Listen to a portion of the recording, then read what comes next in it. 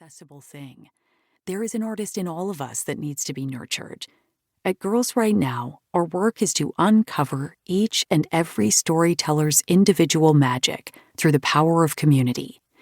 We are not only a community of exceptional people, but are made exceptional through community.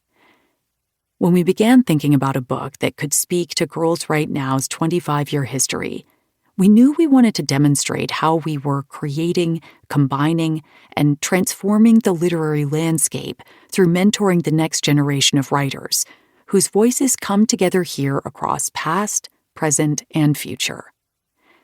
This book was shaped over the last year by Girls Write Now's editorial advisory committee, made up of current mentees, program alumni, and publishing professionals lending their wisdom. Together, the group decided the themes and structure for the book, supported the editorial process, and participated in a variety of forums, reimagining how we view storytelling in today's world. This book demonstrates a groundbreaking collaborative approach to the creative process, each voice building on the next to contribute to the whole. Current mentees were challenged here to select a piece written by a mentee over the last 25 years and respond to, continue, or adapt it into a piece of their own. In addition, mentees developed prompts out of the pieces they wrote, inviting new writers to continue the conversation. We invite you to step into the worlds crafted here, between wooded forests and crowded sidewalks, beyond limits and before the mirror, amongst towering mountains and high school classrooms, and allow them to transform you. Creation. So often, we're waiting for inspiration to hit us, to just pop up like the tooth fairy. It'll fly in your room like a little bug and leave a story right under your pillow, and now you have somewhere to begin. But when you're a student of the craft, and you're always playing with this beautiful art form of story, inspiration means finding that peculiar beauty in just about everything, in the everyday functions of life. A pillow can become poetic. Who are we to say that it isn't? Jasmine Mann's Girls Write Now, teaching artist, poet, and author of Black Girl Call Home.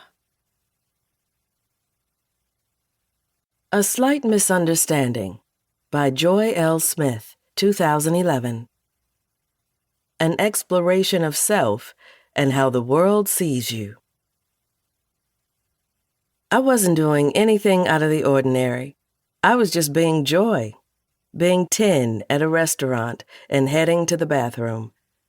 Normally, my twin sister, Cherish, would have gone with me because we were always told, "Go with your sister," but for some reason I went alone. I dressed how I felt comfortable and what was my favorite thing at the time. Some girls wore jewelry or tutus. I was in love with my Spreewell jersey and Lee jeans. They were loose and fit with what the boys were wearing.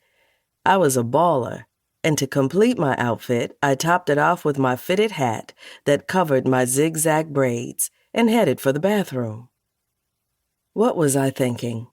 Nothing. It was a bathroom. Of course other women would be in there. It was no big deal. Despite my attire, I was a girl, and I had full access. As soon as I stepped one foot in the bathroom, a lady held her wet hands out as if to stop me and said, "Poppy, you're in the wrong bathroom." "Huh?" I said. Suddenly, I was confused and angry and of course embarrassed because, well, people were now looking at me. I was naive, I realize now. I was at that age where boys and girls were at the same height, and my secondary characteristics hadn't developed yet, so it was easy to mistake me as a boy. Still, a boy was the last thing I was. I didn't think I looked like a boy. Besides, I had 2 earrings in my ear. Duh, boys don't wear 2 earrings, I thought to myself. As I sat back at the table, upset and slightly embarrassed, I whined to my godmother that the lady thought I was a boy and Spanish. She told me it was just a mistake.